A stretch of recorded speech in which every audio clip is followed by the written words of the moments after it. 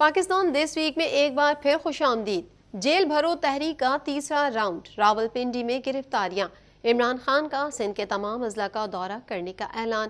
खैबर पख्तूनख्वा में PTI की jail भरो तहरीक में कोई गिरफ्तारी नहीं हुई। मजीद अहवाल इस रिपोर्ट में।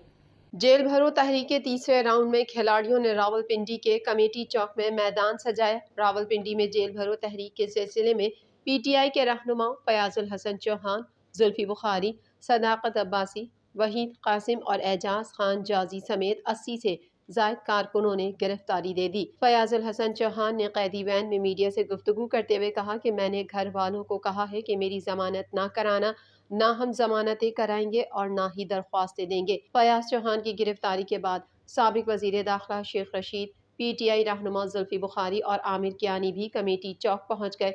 PTI रहनुमा जुल्फी बुखारी ने गिरफ्तारी दे दी, जबकि शेख रशीद गिरफ्तारी देने के बजाय कमेटी चौक से गाड़ी में रवाना हो गए। फयाज चौहान के आने के बाद कमेटी चौक पर PTI कारकुनान भी कैदी वैन में बैठने लगे। फयाजुल हसन चौहान के साथ दीगर 10 PTI कारकुनान ने भी गिरफ्तारी दी। PTI आज़ाद कश्मीर के जनरल सेक्रेटरी राजा मंसूर भी और मजलिस वहदतुल मुस्लिमीन के सरबरा अल्लामा नासिर अब्बास भी गिरफ्तारी देने कमेटी चौक पहुंच गए। इमरान खान ने जल्द सिंध के तमाम अजला का दौरा करने का ऐलान करते हुए कहा कि सिंध के अवाम इम्पोर्टेड हुकूमत और जरदारी माफिया से निजात चाहते हैं। PTI सिंध की क़यादत जरदारी माफिया के खिलाफ जहाद कर रही है और वोट की ताकत से इस माफिया को शिकस्त देंगे। साबिक वजीर आजम का ये भी कहना था कि जेल भरो तहरीक मुल्क में इनकलाब का आगाज है। दूसरी जानिब IG खैबर पख्तूनख्वा को पेश की गई रिपोर्ट के मुताबिक जेल भरो तहरीक में PTI रहनुमाओं समेत 1200 अफराद ने हिस्सा लिया, जबकि एक गिरफ्तारी भी न हुई। शाम 6 बजे जेल भरो तहरीक खत्म हो गई और PTI कारकुनान मुंतशिर हो गए। वाज़ेह रहे कि तहरीक इंसाफ की जानिब से जेल भरो तहरीक के दूसरे मरहले में गुज़िश्ता रोज़ पेशावर से गिरफ्तारियां देने का लायहा अमल तैयार किया गया था, जबकि पहले मरहले में लाहौर से पार्टी नायब सदर शाह महमूद कुरैशी, असद उमर समेत दीगर मरकजी रहनुमाओं को गिरफ्तार किया गया था। पाकिस्तान मौशी मुश्किलात का शिकार, ताहम दिवालिया नहीं हो रहा। वज़ीर ख़ारजा बिलावल भुट्टो का कहना है कि अफ़गानिस्तान की सूरत हाल अमरीका के मुल्क से जाने का नतीजा है। पाकिस्तान मौजूदा बहरान से जल्द निकल आएगा। मज़ीद जानते हैं इस रिपोर्ट में। वज़ीर ख़ारजा बिलावल भुट्टो ज़रदारी ने कहा है कि पाकिस्तान मौशी मुश्किलात का शिकार है, ताहम दिवालिया नहीं हो रहा।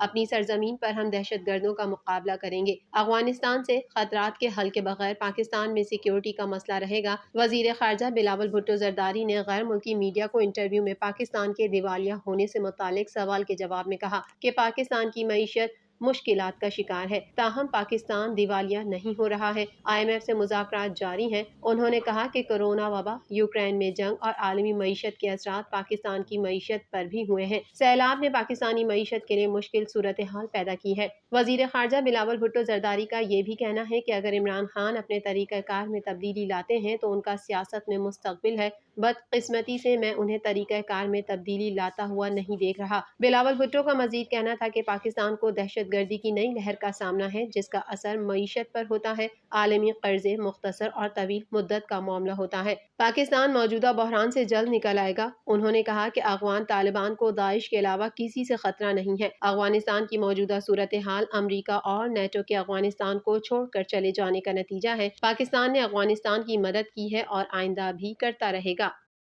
कराची किंग्स की शिकस्तों की वजह क्या? बाबर आजम का दिलचस्प जवाब। वीडियो वायरल हो गई। दिफाई चैंपियन लाहौर कलंदर्स ने अगले मैच के लिए तैयारियों का आगाज कर दिया। यूनाइटेड से शिकस्त के बाद पॉइंट्स टेबल पर ज़ल्मी की टीम चौथे नंबर पर आ गई। मजीद तफसीलात इस रिपोर्ट में।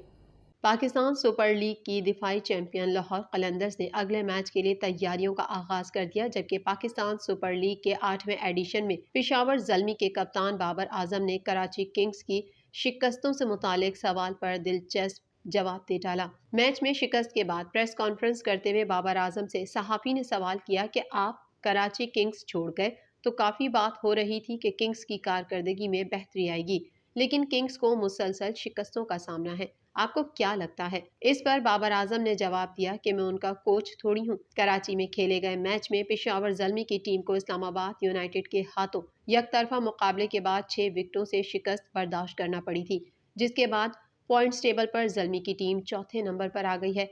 इस्लामाबाद यूनाइटेड के खिलाफ बाबर आजम ने 58 गेंदों पर 7 चौकों और 1 छक्के की मदद से 75 رنز کی ناقابل شکست اننگز کھیلی تھی، تاہم وہ ٹیم کو میچ جتوانے میں ناکام رہے۔ دوسری جانب قذافی اسٹیڈیم میں لاہور قلندرز کے کھلاڑیوں نے پہلے فزیکل ٹریننگ کی، پھر جم کر نیٹ پریکٹس کی۔ کپتان شاہین شاہ آفریدی، حارث رؤف، راشد خان، فخر زمان، طاہر بیگ سمیت تمام ہی کھلاڑیوں نے ٹریننگ میں حصہ لیا۔ دوسرے مرحلے میں دفاعی چیمپئن لاہور قلندرز اپنا چوتھا میچ پشاور زلمی کے خلاف اتوار کو کھیلے گی۔ اب تک لاہور نے 3 میچز میں سے 2 میں کامیابی حاصل کی ہے۔